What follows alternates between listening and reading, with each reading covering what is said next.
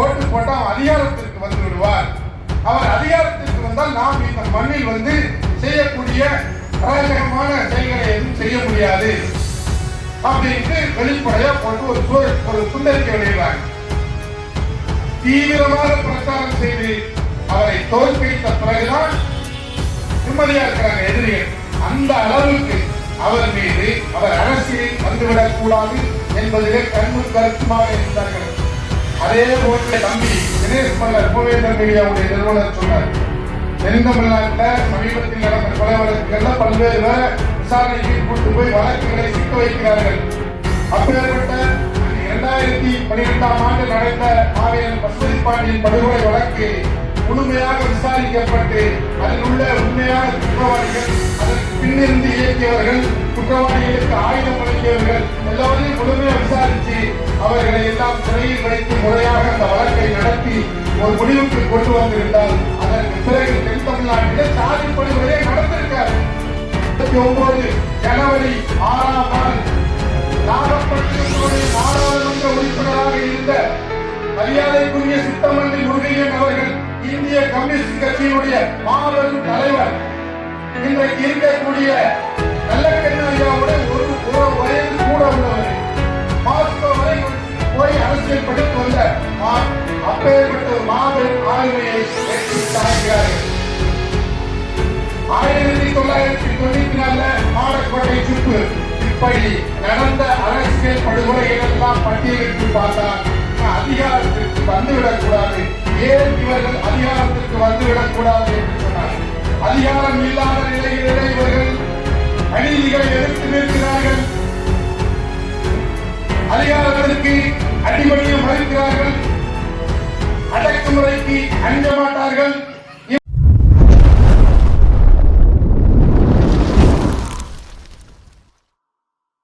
என்னோட கருத்து இந்த சமூகத்துக்கு பயனுள்ளதா இருக்குன்னு நினைக்கிறவங்க மட்டும் இந்த மூவேந்தர் மீடியாவை சப்ஸ்கிரைப் பண்ணிட்டு பெல் ஐகானை ஆல் கொடுத்து ஃபாலோ பண்ணிக்கோங்க. நன்றி. வரலாற்று சிறப்புமிக்க அரசியல் முக்கியத்துவம் வாய்ந்த தமிழ் தேசிய போராளி மாவீரர் பசுபதி பாண்டியன் அவர்களுடைய வாழ்வையும் வரலாறையும் மையப்படுத்தி எழுச்சியோடு நடைபெறுகிற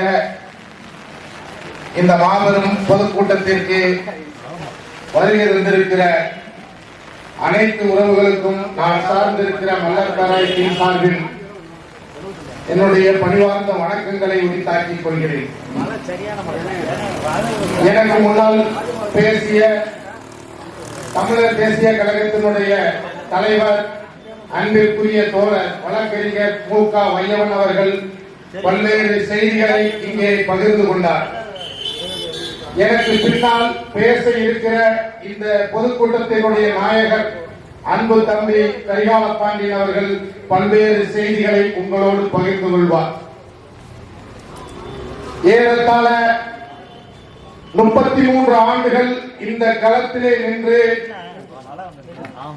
மாவீரர் பசுபதி பாண்டியன் தொடங்கி எதிரிகளாலும் இன்றளவும் போற்றப்படுகிற நிகரற்ற மாவீரர், இந்த இனத்தினுடைய ராணுவமாக தனிமனித ராணுவமாக செயல்பட்ட மாவீரர் பாம் கர்ணன் தொடங்கி பல்வேறு போராளிகளோடு பயணித்து கிடைத்த அனுபவத்தின் வாயிலாக அநீதிகளை எதிர்த்தும் அடக்குமுறைக்கு அஞ்சாமலும் அதிகாரத்திற்கு அடிபணியாமலும் ஆதிக்க சக்திகளை எதிர்த்து இரத்த சேற்றில் விழுந்து புரண்டு எழுந்த போராளிகளுடைய வாழ்வையும் வரலாறையும் இந்த சமூகம் கற்றுக்கொள்ளவில்லை. அப்படி கற்றுக்கொண்டிருந்தால் இன்றைக்கு அதிகாரம் நம் கைகளிலே இருந்திருக்க வேண்டும். நிலங்களை அபகரித்து நம்முடைய வாழ்வாதாரத்தை சிதைத்து அரசியலிலே நம்மை புறக்கணித்து அதிகாரத்தை நெருங்க விடாமல் செய்து ஏறத்தாழ இங்கு 700 ஆண்டு காலம் மதுரை சுல்தான்கள் கைப்பற்றிய பாண்டியர்களுடைய வீழ்ச்சியினுடைய தொடக்கம் முதல் 7 நூற்றாண்டு காலம் இந்த மண்ணிலே ஒரு மாபெரும் போர் நடந்து கொண்டிருக்கிறது. இந்த போரிலே பாண்டியர்கள் தொடங்கி வீரபாண்டியபுரம் என்கிற ஓட்டப்பிடாரம் பாஞ்சாலங்குறிச்சியிலே இறுதி போரை நடத்திய வெட்டும் பெருமாளுடைய வழித்தோன்றலான மாவீரர் சுந்தரலிங்க குடும்பனார் தொடங்கி இன்றைக்கு சமீபத்தில் படுகொலை செய்யப்பட்ட அன்பு தம்பி தீபக் பாண்டியன் வரை எண்ணற்ற களப்போராளிகள் இந்த சமூகத்தில் தோன்றியிருக்கிறார்கள். அவர்களுடைய ரத்தம் நமக்கு இந்த அளவு சுயமரியாதை, இந்த அளவு சுதந்திரத்தை தந்திருக்கிறது. ஒரு போர், கயத்தாறு போர், கயத்தாற்றோடு கயத்தாறில் நடந்ததுதான் கடைசி போர் என்று வரலாற்று ஆய்வாளர்கள் இந்த மண்ணினுடைய மைந்தர்களுடைய வரலாற்றை எழுதி முடிவுக்கு கொண்டு வர நினைத்தார்கள். 1700களின் இறுதியில் நடந்த வீரபாண்டியபுரத்தில் நடந்த போரை மறைத்து விட்டார்கள். காரணம், இந்த போரை யார் நடத்தி கொண்டிருக்கிறார்கள் என்று இன்றைக்கு வரலாற்று ஆய்வாளர்களால் சொல்ல முடியல. ஒரு பெரிய தயக்கம் இருக்கிறது. நாம் தமிழர் கட்சியினுடைய ஒருங்கிணைப்பாளர் அண்ணன் செந்தமிழ் சீமான் போன்றவர்கள் இந்த வரலாற்றை புரிந்து கொண்டு இந்த 7 நூற்றாண்டு கால வரலாற்றில் தமிழர்கள் அதிகாரத்திற்கு வர முடியாத காரணிகள் என்னென்ன என்று ஆய்வு செய்து அதன் அடிப்படையிலே வெளிப்படையாக சொல்கிறார், இந்த போரை நடத்தி கொண்டிருப்பவர்கள் பாண்டிய மரபினரான பல்லர்களான தேவேந்திர குல வேளாளர்கள். ஒளியும் மறைவில்லாத பேச்சு. எந்த வரலாற்று அறிஞர்களோடும் நாங்கள் விவாதிக்க தயாராக இருக்கிறோம். 7 நூற்றாண்டு கால வரலாற்றில் 4 நூற்றாண்டு கால வரலாற்றை மறைத்து விட்டார்கள். எழுத முடியல. என்ன நடந்துச்சு? 15வது நூற்றாண்டிலிருந்து 18ஆம் நூற்றாண்டு வரைக்கும் என்ன நடந்தது என்று யாரும் சொல்ல மறுக்கிறார்கள். காரணம், இந்த போரை நடத்தியவர்கள் பாண்டிய மரபினரான தேவேந்திர குல வேளாளர்கள் என்று இன்றைக்கு சீமான் வெளிப்படையாக பேசுகிறார். அப்படி வெளிப்படையாக பேசுவதனாலே சீமானை தமிழ்நாட்டில் பல பகுதிகளில் தடை செய்வதற்கு ஒரு கூட்டம் அலைகிறது. அத்தகைய ஒரு போரை, ஒரு உக்கிரமான போரை இந்திய வரலாற்றில் ஒரு உள்நாட்டு போர் என்று குறிப்பிடத்தக்க அளவில் சாதி மத அரசியல் அதிகார மையங்களை ஆட்டம் காண செய்த தென் தமிழ்நாட்டு கலவரம் என்று தமிழக வரலாற்று ஆய்வாளர்கள் தவறாக சித்தரித்துக் கொண்டிருக்கிற ஒரு விடுதலை போர், 90களில் நடந்த விடுதலை போர், சாதி ஆதிக்க சண்டியர்கள் அரசியல் கட்சிகள் எல்லாம் ஆக்கிரமித்துக் கொண்டு அரசியல் கட்சிகள், ஆட்சியாளர்கள், காவல்துறை அதிகாரிகள் எல்லோரும் கூட்டு சேர்ந்து இந்த இனத்தின் மீது தென் தமிழ்நாட்டிலே போரை தொடுத்தனர். தென் மாவட்ட கலவரங்கள் என்று மிக சுருக்கி ஒரு சாதிய கண்ணோட்டத்தோடு இன்றைக்கு ஆய்வாளர்கள் தவறாக பேசிக் கொண்டிருக்கிறார்கள். அது ஒரு போர். சாதி ஒழித்தல் ஒன்று, நல்ல தமிழ் மற்றொன்று, ஒரு பாதியை நாடு மறந்தால் மற்றொன்று துலங்காது என்று தெளிவாக சொன்ன பாரதிதாசனுடைய பார்வையில் வைத்தால் சாதி ஆதிக்க சண்டியர்களை அவர்களுடைய கொட்டத்தை அடக்கி இந்த மண்ணிலே சமத்துவத்தை மலரச் செய்ய வேண்டும் என்கிற உன்னதமான நோக்கத்திற்காக தன்னுடைய விடுதலை மட்டுமல்ல, தன்னை சூழ்ந்து இருக்கிற பிற சமூகங்களும் விடுதலை பெற வேண்டும் என்கிற உன்னதமான நோக்கத்தோடு போரை நடத்தியவர்கள் தேவேந்திர குல வேளாளர்கள் வரலாற்றில் பதிவு செய்யப்பட்டிருக்கிறது. அந்த போரிலே மரபு வழி ஆயுதங்களோடு நின்ற தேவேந்திர குல வேளாளர்களுக்கு நவீன ஆயுதங்களை வழங்கி இந்த போரிலே உன்னை எதிர்த்து நிற்பவர்கள் சாதாரண நபர்கள் கிடையாது. அவர்களுக்கு எந்த ஒரு ஈவு, இரக்கம், கருணை எதுவுமே கிடையாது. மிகவும் கொடூரமானவர்கள். 700 நூற்றாண்டு கால வரலாறு இதைத்தான் சொல்கிறது. எனவே நீ நவீன ஆயுதங்களை நோக்கி நகர வேண்டும் என்கிற நம்பிக்கை அளித்த ஒரு மாபெரும் கூட்டத்தின் தளபதி அண்ணன் பசுபதி பாண்டியன் அவர்கள். பசுபதி பாண்டியன் அவர்களுடைய படையாக சொல்லப்படுகிற மாவீரன் பொட்டல்காடு பாம் கர்ணன் அவர்கள் வெடிகுண்டு தொழிற்சாலை வைத்து இந்த சமூகத்திற்கு போராடியதாக காவல்துறை ஆவணங்கள் தெளிவாக உணர்த்துகின்றன. அந்த அளவுக்கு இந்த நாட்டினுடைய விடுதலை என்பது இன்றைக்கு சொல்லுகிற, இன்றைக்கு தமிழ் தேசியம் பேசுகிற அல்லது இந்த நாட்டினுடைய தேசிய அரசியலை பேசுகிற, சமூக விடுதலை அரசியல் பேசுகிற எல்லோரும் சொல்கிற ஒரே விஷயம், சாதியை ஒழிக்க வேண்டும் அல்லது சாதி ஆதிக்கத்தை ஒழிக்க வேண்டும். நீங்கள் எதை ஒழிப்பதாக இருந்தாலும் நீங்கள் களத்திற்கு வந்தாக வேண்டும். சாதியை மையப்படுத்தி இந்த மண்ணிலே ஆதிக்க சக்திகளாக உருவெடுத்திருப்பவர்கள் சாதாரண மக்கள் கிடையாது. பசுபதி பாண்டியனுடைய போராட்ட வரலாறை விரிவாக பேசியிருக்கிறோம், எழுதியிருக்கிறோம். அவருடைய மரணத்தை முன்வைத்து சில செய்திகளை சொல்ல விரும்புகிறேன். 2011ஆம் ஆண்டு தேர்தல் காலத்தில் இன்றைக்கு திருநெல்வேலி சட்டமன்ற உறுப்பினராக இருக்கக்கூடிய நயினார் நாகேந்திரன் அவர்களால் சென்னை வரை அழைத்து செல்லப்பட்டு கூட்டணியில் உங்களுக்கு ஆட்சியில உங்களுக்கு சட்டமன்ற உறுப்பினர் பதவி பெற்று தரோம் வாங்க அப்படின்னு கூட்டிட்டு போய் ஏமாற்றப்பட்டு திரும்பி வந்து திராவிடத்தினுடைய அரசியல் சூழ்ச்சிக்கு இனி நான் பலியாக மாட்டேன், நான் சுயேட்சையாக களம் காண்கிறேன் என்று அவர் தேர்தலில் நிற்கிறார் 2011. அப்படி தேர்தலில் நிற்கும் போது இந்த அரசியல் களத்தில் சமூக விடுதலைக்காக இருக்கிற ஒருவன் வந்துவிடவே கூடாது என்பதற்காகத்தான் 1957 இந்த இனத்தினுடைய மாவீரனாக கருதப்படுகிற இமானுவேல் சேகரன் வெட்டி படுகொலை செய்யப்படுகிறார். அரசியலிலே இவன் வந்துவிடக் கூடாது, இவன் அதிகாரத்திற்கு வந்துவிடக் கூடாது என்பதற்காகத்தான் 1979 ஜனவரி 6ஆம் நாள் நாகப்பட்டினத்தினுடைய நாடாளுமன்ற உறுப்பினராக இருந்த மரியாதைக்குரிய சித்தமல்லி முருகையன் அவர்கள், இந்திய கம்யூனிஸ்ட் கட்சியினுடைய மாபெரும் தலைவர், இன்றைக்கு இருக்கக்கூடிய நல்லக்கண்ணு ஐயாவோட ஒரு வயது கூட உள்ளவர், மாஸ்கோ வரை போய் அரசியல் படித்து வந்த அப்பேற்பட்ட ஒரு மாபெரும் ஆளுமையை வெட்டி சாய்க்கிறார்கள். 1994 மாடக்கோட்டை சுப்பு, இப்படி நடந்த அரசியல் படுகொலைகள் எல்லாம் பட்டியலிட்டு பார்த்தால் இவன் அதிகாரத்திற்கு வந்துவிடக் கூடாது. ஏன் இவர்கள் அதிகாரத்திற்கு வந்துவிடக் கூடாது என்று சொன்னார். அதிகாரம் இல்லாத நிலைகளிலே இவர்கள் அநீதிகளை எதிர்த்து நிற்கிறார்கள், அதிகாரத்திற்கு அடிபணிய மறுக்கிறார்கள், அடக்குமுறைக்கு அஞ்ச மாட்டார்கள். இவர்கள் எதற்கும் துணிந்து நிற்கக்கூடியவர்கள், நியாயம் பேசுகிறவர்கள்.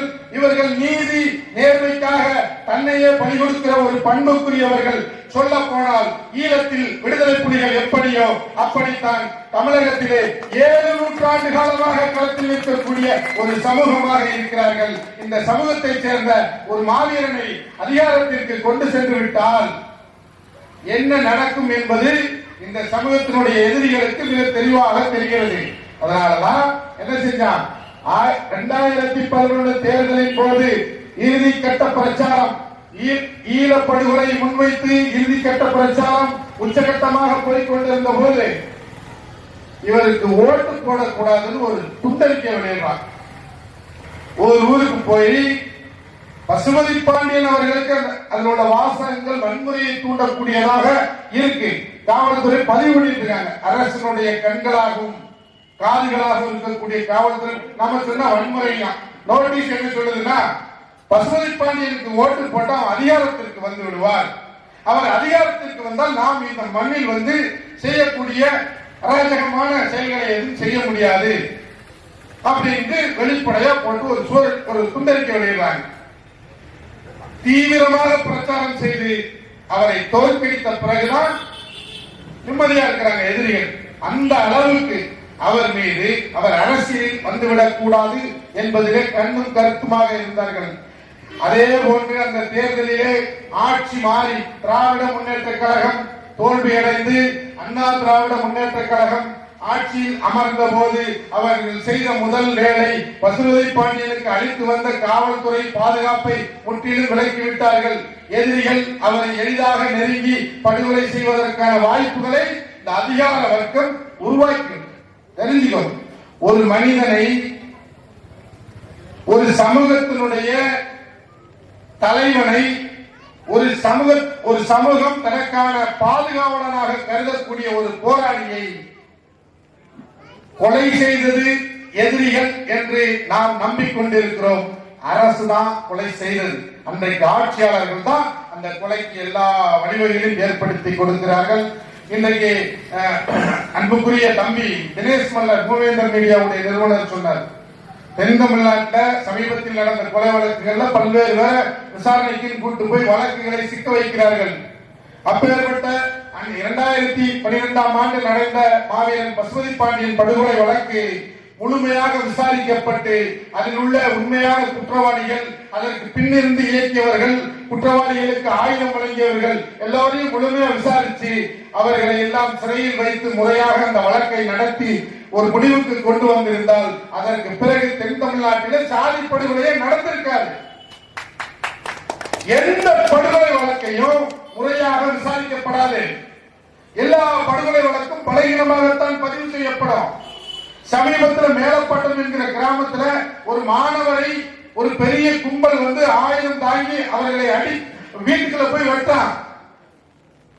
மாணவர் கார்ல வந்து பிரச்சனை பண்றான், திரும்ப 2 மணி நேரம் கழிச்சு பைக்ல வந்து பிரச்சனை பண்றான். ஆனால் 2 சக்கர வாகனங்களை மட்டும் வழக்கில் சேர்த்து விட்டு அந்த 4 சக்கர வாகனங்களை இந்த காவல்துறை விட்டுது. காரணம், வழக்கு பலகீனமாயிடும். ஒரு வழக்கை அதான் இந்த போராளிகளுடைய மரணம் எல்லாம் போரின் ஒரு பகுதியாகத்தான் இருக்கிறது. பசுபதி பாண்டியன் அவர்களுடைய போராட்ட வாழ்வையும் வரலாறையும் இன்னும் விரிவாக பேச வேண்டிய இருக்கிறது. செய்திகள் நிறைய இருக்குது. என்ன நோக்கத்திற்காக அவர் கடைசியில் அவர் இறுதியாக அவர் வந்தடைந்த அரசியல் புள்ளி எது என்று சொன்னால், அனைத்து சமூகங்களும் இந்த சாதிய படுகொலைகள், சாதிய வன்முறைகள், மத வன்முறைகளிலிருந்து வெளியேறி தமிழன் தனக்கான அரசை அமைப்பதற்கான ஒரு வலிமையான ஒரு சமூகமாக அரசியல் சக்தியாக அணிதிரள வேண்டும். அதற்கு நான் ஒரு முன்னுதாரணமாக இருக்கிறேன் என்று சொல்லி அனைத்து சமூகங்களோடும் தமிழ் தேசிய களத்தில் கைகோர்த்து பயணித்தவர். இறுதியாக தமிழ் தேசிய தன்னுடைய அரசியல் நிலைப்பாடாக மாற்றிக்கொண்டவர். தமிழீழ விடுதலை போராட்டம், தமிழ்நாட்டிலே நடைபெற்ற சமூக விடுதலைக்கான போராட்டங்கள், சமூக விடுதலைக்கான அமைப்புகள், தேசிய இன உரிமைகளுக்கான அமைப்புகள் அனைத்தையும் திறந்த மனதோடு ஆதரித்தவர். அதில் எந்த மாற்று கருத்தும் இல்லை. இன்றைக்கு தமிழகத்தினுடைய மூத்த குடிகளாக அறியப்படுகிற தேவேந்திர உல வேளாளர் சமூகத்தை வைத்து இங்கு பல்வேறு அரசியல்கள் நடைபெறுகிறது. அந்த அரசியல்கள் அத்தனையும் நம்முடைய வாக்கு வங்கியை கவர்ந்து செல்வதற்காக மட்டும்தான். நீ ஓட்டு போடணும், அதனால தான் அவன் ஆதரிக்கிறான். அவன் ஆதரிக்கிறது போலித்தனமானது என்பது போராளிகளுடைய படுகொலைகள் மட்டுமல்ல, இன்றைக்கு நடந்த மதுரை சின்ன உடப்பு வானூர்தி நிலைய விரிவாக்க அதற்கு நிலம் கையகப்படுத்தலாம், அதற்கு எதிராக இந்த மக்கள் போராடி கொண்டிருக்கிறான். ஆளும் கட்சியும் எதிர்க்கிறது. மத்தியில் ஆட்சியில் இருக்கக்கூடிய மரியாதைக்குரிய பாரத பிரதமர் மோடி தலைமையிலான பாரதிய ஜனதா கட்சி இந்த சமூகத்திற்காக அனைத்தையும் செய்து கொடுக்கும் என்றெல்லாம் நம்பிக்கையா சொன்னாங்க. இன்னைக்கு மத்திய அரசு நிலம் கையகப்படுத்துவதற்கு வலிந்து இயந்திரங்களை கொண்டு இறக்கி இருக்குது. எல்லாம் வந்து உன்னுடைய ஓட்டுக்காகத்தான். அவன் பேசுறதெல்லாம் உன்னுடைய ஓட்டுக்காகத்தான். எப்படி பசுபதி பாண்டியன் திராவிடர் கட்சிகளால் நயவஞ்சகமாக வீழ்த்தப்பட்டாரோ அதே போன்று அவரை உயர்த்தி பிடிக்கிற இந்த சமூகமும் நயவஞ்சகமாக வீழ்த்தப்பட்டுக் கொண்டிருக்கிறது. நீ பேசலாம், நீ யார் பின்னாடி வேணாலும் போகலாம். அதிகாரம் உன்னிடம் வரக்கூடிய எல்லா வழிகளையும் அடைப்பதற்குத்தான் இந்த அரசியல் கட்சிகள்லாம் உன்னை நோக்கி படையெடுத்துக் கொண்டிருக்கிறது. சமூக விடுதலையை பேசுகிற அனைத்து கட்சிகளும் சமூக விடுதலைக்காக சாதி கடந்து, மதம் கடந்து, வர்க்கம் கடந்து இந்த மண்ணிலே சாதியின் பெயரால், வர்க்கத்தின் பெயரால், மதத்தின் பெயரால் எவரும் ஒடுக்கப்படக்கூடாது. இந்த மண்ணில் ஒரு சொட்டு ரத்தம் சாதியின் பெயரால் சிந்தக்கூடாது, ஒரு உயிரும் போகக்கூடாது என்கிற உன்னதமான நோக்கத்தோடு களமாடிய மாவீரன் இம்மானுவேல் சேகரனை அனைத்து கட்சிகளும் சாதி தலைவனாகத்தான் பார்க்கலாம். அவரை ஒரு தேசிய தலைவராகவோ அல்லது சமூக விடுதலைக்கான போராளியாகவோ கருதவில்லை. இந்திய வரலாற்றில் ஒரு மாபெரும் சாதனைகளை நிகழ்த்தி காட்டிய எஸ்.டி. முருகையன் அவர்களை தேவேந்திர குல வேளாளர் சமூகத்தை சார்ந்தவராகத்தான் பார்க்கிறார். கம்யூனிஸ்ட் கட்சி தலைவராக யாரும் பார்க்கவில்லை. வர்க்க பகைவரின் ரத்தத்தில் கை நனைப்பவனே உண்மையான கம்யூனிஸ்ட் என்று சொல்லி நக்சல்பாதிகளுடைய ஆயுத போராட்ட பாதையை உயர்த்தி பிடித்து களத்திலே பலியான மாடக்கோட்டை சுப்பு அவர்களை ஒரு பல்லர் சமூகத்தை சேர்ந்த போராளி என்றுதான் பார்க்கிறான். அவன் ஒரு கம்யூனிஸ்ட் போராளி என்று சொல்வதில்லை. நாம சொல்றோம், சாவர்கருக்கு இங்கு நாம் விழா எடுக்கிறோம், சிவாஜிக்கு விழா எடுக்கிறோம். நமக்காக மட்டுமல்ல, இந்த நிலத்தினுடைய விடுதலைக்காகவும், இந்த நிலத்தினுடைய பூர்வ குடிகளின் விடுதலைக்காகவும், இந்த நிலத்தில் வாழ்கிற அனைத்து சமூகங்களுக்காகவும் எந்தவித ஏற்றத்தாழ்வுகளும் இல்லாமல் பார்க்காமல் போராடிய நம்முடைய மாவீரர்களை இன்னும் சாதியாகத்தான் பார்க்கிறார்கள். தமிழர் மீட்பு களத்தினுடைய தலைவர் கரிகால பாண்டியன் பசுபதி பாண்டியனுடைய வாழ்வையும் வரலாறையும் மையப்படுத்தி ஒரு பொதுக்கூட்டம் நடத்துகிறார் என்று சொன்னால் அவருடைய சாதிக்கு உண்மையாக இருக்கிறார் என்று தான் சொல்கிறார்கள். இல்லை இல்லை, இந்த மண்ணில் ஒரு மாற்றத்தை நிகழ்த்துவதற்காக இந்த களத்திலே நின்று தன்னுடைய உயிரை பலி கொடுத்த ஒரு மாவீரனுக்கு அவர் ஒரு கூட்டத்தை முன்னெடுக்கிறார் என்றெல்லாம் சொல்ல வேண்டாம். நீ நம்பி ஏமாறலாம். அண்ணன் சீமான் வருகிறார், அண்ணன் விஜய் வருகிறார், ஐயா மோடி வருகிறார், மோடி எங்கள் குலசாமி அப்படின்னு நீ ஏமாறலாம். அவர்கள் ஏமாற தயாராக இல்லை. எல்லோருடைய வார்த்தைகளும் உன்னுடைய ஓட்டை பறிப்பதற்கான அது தேன் தடவிய நஞ்சுதான். ஒரு மணிமண்டபம் கட்டி கொடுக்கிறான், ஒரு செலவழிக்கிறான். இதை பொறுத்துக் கொள்ள முடியவில்லை என்று சொன்னால் நீங்கள் அதிகாரத்திற்கு வருவதை எப்படி பொறுத்துக் கொள்வார்கள்? நீ உன் இனத்திற்காக நிற்கிறால் இந்த இனம் உனக்காக நிற்கும். இந்த இனத்தினுடைய விடுதலை என்பது தமிழ் நிலத்தினுடைய விடுதலையோடு பின்னி பிணைந்திருக்கிறது. இந்த இனத்தினுடைய விடுதலைக்கும் தமிழ் நிலத்தினுடைய விடுதலைக்கும் இந்த மண்ணிலே ரத்தம் சிந்திய மாவீரர்களுடைய வாழ்வையும் வரலாறையும் கற்றுக்கொள்ளாமல் நீ எந்தவித மாற்றத்தையும் நிகழ்த்தி காட்ட முடியாது. ஒரே ஒரு சின்ன உதாரணத்தை சொல்லி என்னுடைய உரையை முடித்துக் கொள்ள நினைக்கிறேன். ஜாலியன் வாலாபாக் என்கிற இடத்திலே அன்றைக்கு அறுவடை திருநாள். அந்த அறுவடை திருநாள் தான் பைசாகி திருவிழா என்கிற பெயரிலே ஜாலியன் வாலாபாக் திடலிலே ஆண்டுதோறும் அவர்கள் திரள்வார்கள், சீக்கிய சமூகத்தை சேர்ந்தவர்கள். அப்படி திரள்கிற கூட்டம் அங்க சீக்கிய சமூகத்தில் இந்திய விடுதலைக்காக போராடி கொண்டிருந்த 2 மருத்துவர்களை கைது செய்து விட்டார்கள் ஆங்கிலேய அரசாங்கம். அன்றைக்கு கூடிய கூட்டம் அந்த 2 மருத்துவர்களையும் விடுதலை செய்யுங்கள் என்று ஒரு முழக்கத்தை முன்வைக்கிறது. ஜெனரல் டயர் தலைமையிலே 5000 ரவுண்டு சுடுறாங்க. நூற்றுக்கணக்கான பேர் அதில் படுகொலை செய்யப்பட்டு விட்டார்கள். அந்த நிகழ்ச்சி ஒரு இந்திய அளவில் மாபெரும் கொந்தளிப்பை, ஒரு விடுதலை உணர்ச்சியை ஊட்டிய நிகழ்ச்சி என்று வரலாற்றில் பதிவு செய்யப்பட்டிருக்கிறது. சீக்கிய சமூகம் தன்னுடைய இழப்பை அவ்வளவு எளிதாக மறந்து விடாது. இந்தியாவிலே இந்திய அரசு, இந்திய உளவுத்துறை குறிப்பாக குறித்து வைக்கிற ஒரு விஷயம் என்னன்னா, சீக்கியர்களிடம் எப்போதும் ரொம்ப எச்சரிக்கையாக இருக்க வேண்டும். ஜாலியன் வாலாபாக் நடந்து நீண்ட காலம் கழித்து அங்கிருந்து உத்தம் சிங் என்கிற ஒரு திரைக்கலைஞன், மிகப்பெரிய எழுத்தாளன், மிகப்பெரிய இயற்கையை நேசிக்கக்கூடிய ஒரு இளைஞன், ஜெனரல் டயரை தேடி பல்வேறு நாடுகளின் ஊடாக பயணித்து அவனுடைய இருப்பிடத்திலே சென்று வரலாற்றை நேர் செய்துவிட்டான். வரலாற்றில் இது பதிவாகி இருக்கிறது. அதற்காக நீங்கள் எல்லாம் உத்தம சிங்கிகளாக மாற சொல்லவில்லை. ஒரு வரலாறு அவ்வளவு எளிதாக ஒரு தியாகம் மறந்துவிடக் கூடாது என்பதை நினைவூட்டுவதற்காக இதை சொல்கிறேன். இப்படி சொல்வதால் கரிகாலன் தலைமையிலே ஒரு கூட்டம் போட்டு இந்திய அரசுக்கு எதிராக ஒரு ஆயுத புரட்சியை உருவாக்குகிறார் என்று கலை கட்டினாலும் கட்டுவார்கள். அதை பற்றி எல்லாம் நாங்கள் கவலைப்படவில்லை. ரத்தம் குருதி சிந்தும் எந்த விடுதலை போராட்டம் தோற்றதாக வரலாறு கிடையாது. போராடாமல் இங்கு நீதி கிடைக்காது. நீதி கிடைக்கும் வரை எங்களுக்கு போராட்டம் போயாது. நீ என்ன செஞ்சாலும் கேட்டான். நாங்கள் எங்களுடைய விடுதலை என்பது நிலம், பொருளாதாரம், அரசியல், அதிகாரம், மெய்யியல் என்கிற 5 நிலைகளிலே நாங்கள் அந்த இடத்திற்கு வர வேண்டும். இந்த மண்ணினுடைய அதிகாரத்தை இந்த மண்ணின் மைந்தர்கள் ஆள வேண்டும். இந்த நாட்டை ஆட்சியிலும் அதிகாரத்திலும் இந்த மண்ணின் மைந்தர்கள் அமர வேண்டும். 700 ஆண்டுகளாக இந்த மண்ணிலே தமிழருடைய ஆட்சி மீண்டும் வருவதற்கு எது தடையாக இருக்கிறது என்று சொன்னார். இந்த மண்ணில் வந்து குடியேறியவர்கள் தங்களுக்கு சாதகமாக ஒரு கூட்டத்தை இங்கே உருவாக்கிவிட்டார்கள். அதிகார வர்க்கத்தை அண்டி பிழைக்கிற கூட்டம் இன்றைக்கு ஒரு அதிகார மையமாக மாறிக்கொண்டிருக்கிறது. நாம் உள்ளுக்குள்ளும் போராட வேண்டியிருக்கு, வெளியும் போராட வேண்டியிருக்கு. ஆகவே தெளிவாக தெரிந்து கொள்ளுங்கள், உனக்கான ஒருத்தனை அதிகாரத்தில் நீ அமர்த்தும் வரை உனக்கு உன்னுடைய எதிரிகள் எல்லா நிலைகளிலும் வருவான்.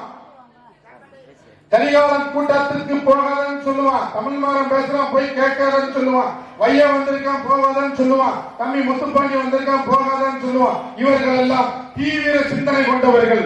இவர்கள் பின்னாடி நீ போனா உன்னுடைய வாழ்க்கையை இழந்து நீ சிறைக்குத்தான் போகணும் அச்சமூட்டுவான். ஒரு பிரச்சாரம், இது ஒரு உளவியல் போர். இந்த போரிலே கடுமையாக இந்த போரை எதிர்கொண்டவர் அண்ணன் மாவீரன் பசுபதி பாண்டியன் அவர்கள். இந்த களத்திலே பயணித்துக் கொண்டிருக்கிற அனைத்து போராளிகளும் இத்தகைய ஒரு உளவியல் போரை எதிர்கொள்கிறார்கள். அதனால அரசியல் பேசினாலும் சரி, கலை இலக்கியம் பேசினாலும் சரி, சினிமா பேசினாலும் சரி, எதை பேசினாலும் உன்னை அதிகாரத்திற்கு வரவிடக் கூடாது என்கிற நோக்கம் அதன் பின்னாடி இருக்கும். அதை நீ புரிந்து கொள்ளாத வரைக்கும் இப்படிதான் இருக்கும். மாற்றம் வேண்டும் என்று சொன்னால் முதலில் நம்மை மாற்றிக்கொள்ள வேண்டும். ஒரு முக்கியமான தலைப்புட ஒரு மிகப்பெரிய அளவில் உழைப்பை செலுத்தி இந்த கூட்டத்தை ஒருங்கிணைத்திருக்கிறார்கள். இந்த சமூகம் முழுவதாக இந்த சமூகம் இதில் பங்கெடுக்க வேண்டும். பல்வேறு காரணங்களால பங்கெடுக்க முடியாத சூழல் இருக்கு, மழை பெய்யுது, பல்வேறு காரணங்கள் இருக்கு. ஆனால் அதிகார வர்க்கம் காலையில பேசுறாங்க, ஒருத்தர் தம்பி அந்த பக்கம் போயிடாதீங்க, நீங்க வரும்போது உங்க எல்லாத்தையும் கைது பண்ணி சிறைக்கு அனுப்பிடுவாங்க, கரிகாலம் கூட நீங்க சிறைக்கு போக தயாரா இருந்தா போங்க அப்படின்னு. சரி பரவாயில்ல, தம்பி கூட போனா நிறைய வாய்ப்பு வசதிகள் கிடைக்கும் அப்படின்னு நம்மளும் பயப்படாம தான் வரோம். அதனால தெரிந்து கொள்ளுங்கள், உங்களுக்காக பேசுகிற ஒருவனோடு நீங்கள் நில்லுங்கள், உங்களுக்காக போராடுகிற ஒருவனோடு நீங்கள் பயணிங்கள். உங்களுக்கான அதிகாரம் வேண்டும் என்றால் நீங்கள் உங்களை அர்ப்பணித்துக் கொள்ளாத வரைக்கும் அதிகாரம் கிடைக்காது என்பதை சொல்லி வாய்ப்புக்கு நன்றி கூறி விடைபெறுகிறேன். நன்றி.